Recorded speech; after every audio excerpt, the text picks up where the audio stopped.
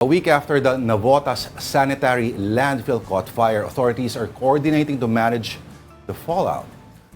Mobile journalist Arles De Los Santos is literally on the scene. No? Anong stage ng cleanup ginagawa dyan, Arles? At basing on the fact na naka-face mask ka.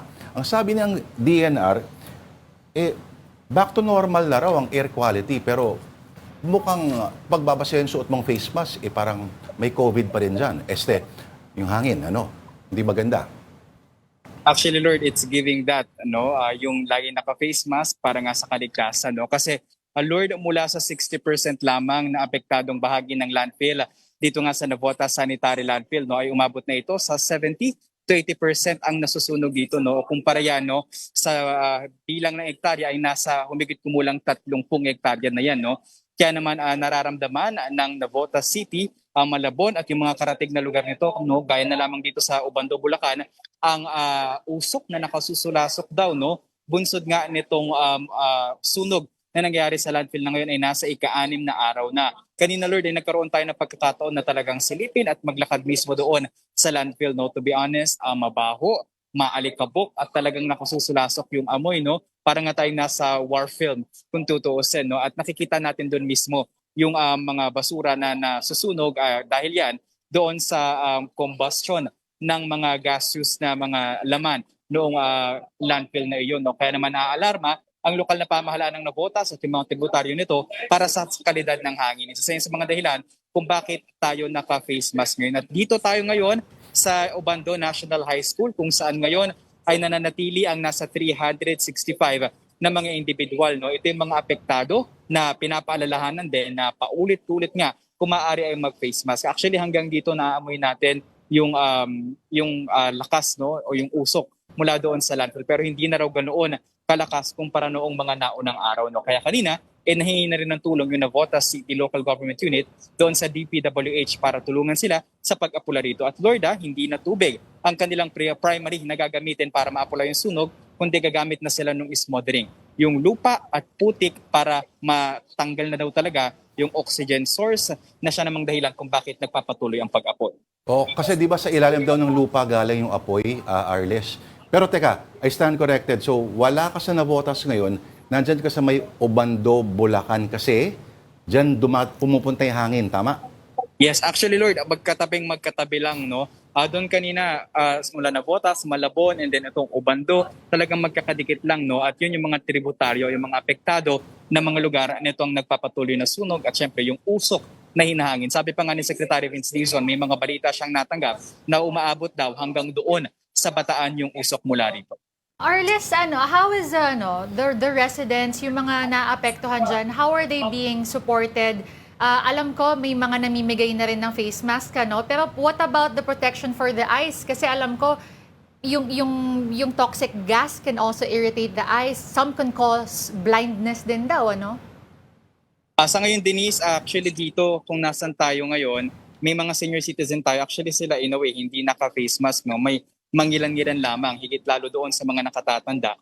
Pero yung kanilang protection for the eyes, wala tayong nakikitang ganyan dito, Ang pinaka-safe space for them sa ngayon ay yung evacuation center. Dahil sa kabuuan ng Obando, Bulacan ay nasa humigit kumulang 3,000 pamilya na yung apektado at kinakailangan nga na lumikas. And then yung Navotas City Local Government ay nagbigay naman sila ng face mask at ayuda doon sa ating mga kapatid, yung mga kapatid natin dito sa Obando, Bulacan. At actually, kailangan din daw mapag-usapan dito, Lord, kung sino nga ba yung namamahala doon sa landfill bago ito tuluyan na tumigil sa operasyon noong 2025. Ito yung nakikita ninyo na mga tubig dito, Lord, sa likuran ko. Ito ay galing doon sa Philippine Ecology Systems Corporation. Sila yung PhilEco na tinatawag. Pero ayon sa barangay, ay tubig lamang yung kanilang ibinigay. Though they're still asking ng pananagutan kung sino nga ba dapat. Dahil kasama dapat doon sa ECC nila kapag aabandonahin na o tatapusin ang operasyon ng landfill ay kailangan nga ng rehabilitation dito kagaya na lamang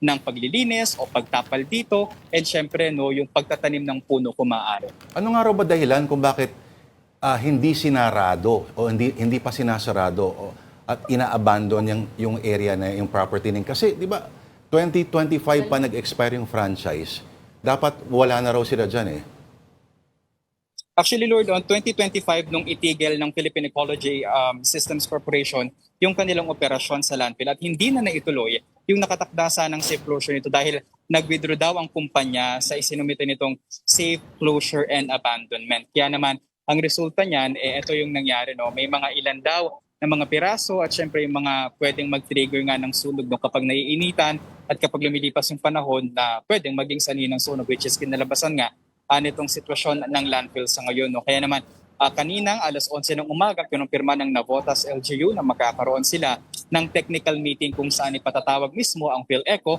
para malaman kung ano nga ba talaga yung nangyari dito. No?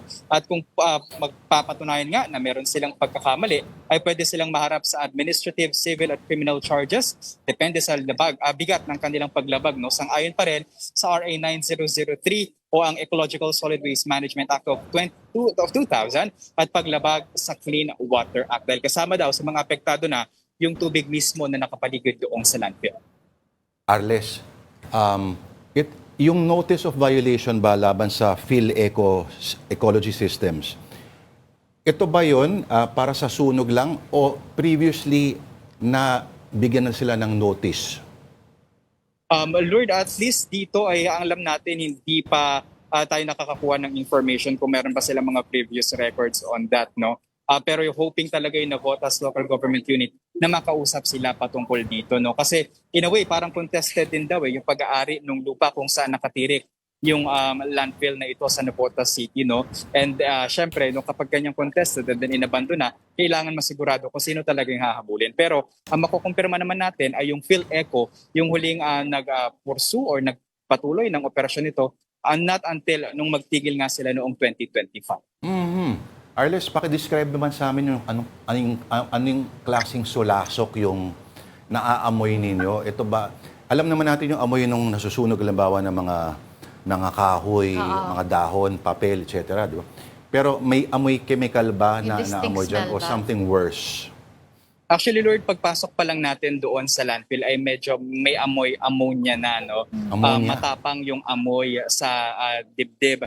Kaya ako actually, personally, kailangan kong magsuot ng 2 face mask. And then, paglakad natin, dire-diretso kasama sina Secretary Dizon at yung ibang mga katuwang pa, no, na ahensya ng pamahalaan, mas bumaba. Actually, mabaho talaga, no? Halo-halo, parang may amoy plastic, na may amoy lupa, alikabok. And syempre, medyo nakakairita rin sa balat noon and syempre iniisip natin kapag lumipad ito or hinangin mas malaki talaga no yung prone na makapagdulot ito ng sakit kaya yung mga lokal na pamahalaan ay pinapaalalahanan yung kanilang mga residente na kung maaari magsuot nga ng face mask pero mabaho talaga Lord malakas yung amoy and knowing na hindi ka nakakakita ng mismo yung naglalagablab na apoy wala tayong nakitang ganyan kundi yung parang nanggagaling talaga siya sa ilalim and sumisingaw na pag naamoy mo, talagang masakit sa ilo.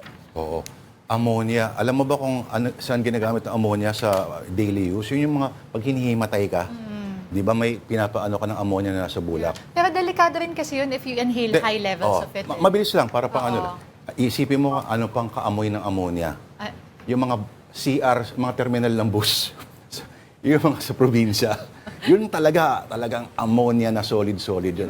I suppose, mas malala pa itong naamoy ngayon ni Arles de Los Santos, ang ating mobile journalist na napaagiting at nag-iingat dahil naka-face mask. Maraming salamat sa iyo, Arles de Los Santos, sa Gulat Live mula sa Ubando, Bulacan.